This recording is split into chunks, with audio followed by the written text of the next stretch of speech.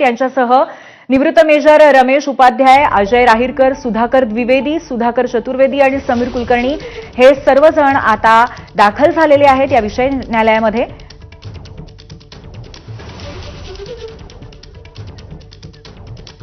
दरम्यान या सगळ्या खटल्याच्या अनुषंगाने अॅडव्होकेट उज्ज्वल निकम यांच्याशी बातचीत केली आमच्या प्रतिनिधींनी, आपण पाहूयात। आपल्यासोबत ज्येष्ठ विधिज्ञ उज्ज्वल निकम आणि राज्यसभेचे खासदार सोबत आहेत।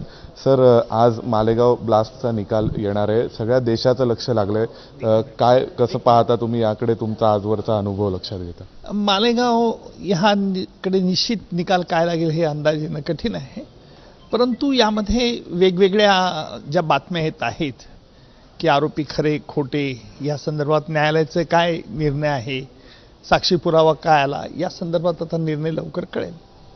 निर्णयावर नाही पण सर्वसाधारणपणे कोणकोणत्या गोष्टी कन्सिडर होतात, काय काय बाबी बघितल्या जातात, सर काय सांगाल त्यावर? पुरावा काय आहे याच्यावरती हा विचार केला जाईल, कारण बरेचसे साक्षीदार साक्ष दिली नाही, कारण त्या साक्षीदारांच्या म्हणण्यानुसार या सगळ्या जे पुरावा आणण्यात आला हा खोटा पुरावा आहे असं साक्षीदारांचं म्हणणं आहे। त्याच्यामुळे निकालाचा काय अंदाज लागेल हे आज सांगता येणं कठीण आहे। धन्यवाद। आपल्या सोबत होते ॲडव्होकेट उज्ज्वल निकम, ज्यांनी मालेगाव ब्लास्ट प्रकरणाच्या निकालावर आपली प्रतिक्रिया दिलेली आहे। व्हिडिओ जर्नलिस्ट वेद पांडेंसह सोमेश खोलगे, एबीपी माझा, नवी दिल्ली। तर अगदी थोड्याच वेळामध्ये हा निकाल आता अपेक्षित आहे।